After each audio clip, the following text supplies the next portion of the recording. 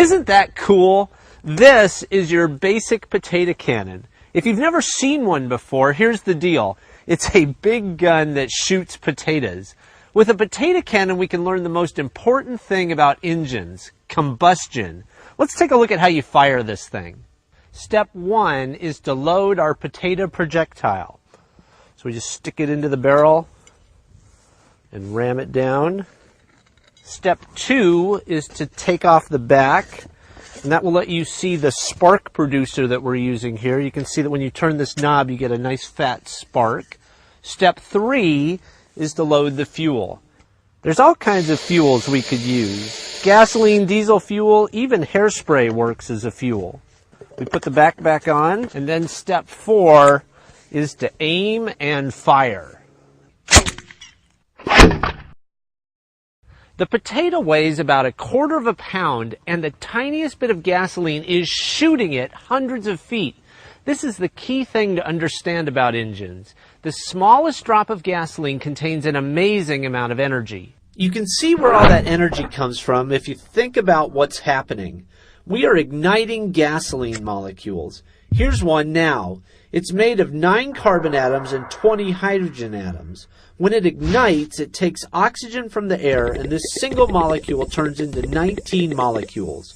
The mass increases by a factor of 10, and it gives off a ton of heat. The expanding gas generates a lot of pressure. The effect is spectacular. A burst of hot, high-pressure gas blasts the potato out with incredible force. Now here's the thing. What if we use a piston instead of the potato? And what if we attach a crankshaft to the piston? And what if we continuously reload and fire that cannon? Then what we have is the basics of an internal combustion engine like you find in a car. Basically, your car's engine is a highly modified potato cannon. Of course, a real engine, like this tractor engine, is a little more complicated than that. For one thing, it's made out of metal so that it lasts hundreds of thousands of miles. For another, it needs a precise fuel system so it doesn't waste gas. It produces a ton of heat, so you need big radiators to eliminate all of it. But an internal combustion engine is still pretty simple when you look inside. Imagine that you're an air molecule passing through an engine. The first thing you hit is the air filter to take out any dirt. Then you shoot down this tube called the intake manifold. A fuel injector squirts in a little fuel. Then you wait for this valve to open. It's called the intake valve. As soon as it opens, you get sucked into the cylinder.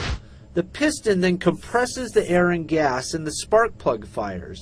The gas ignites. The piston goes flying the other way from the force, just like a potato cannon. Then the exhaust valve opens. You fly out of the cylinder, go down this exhaust pipe to the catalytic converter, then through the muffler to quiet things down and out the tailpipe. Like I said, an engine looks a lot like a potato cannon. What about a jet engine? A jet engine uses the exact same effect, but differently. A jet engine mixes gasoline with air and burns it, but there is no piston. Instead, the thrust of that expanding gas pushes the jet engine forward. What about a rocket engine?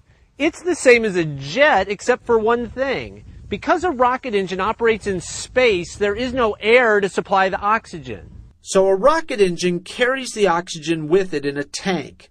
You have a fuel tank plus an oxygen tank. You mix the fuel and oxygen together, burn it, and get thrust.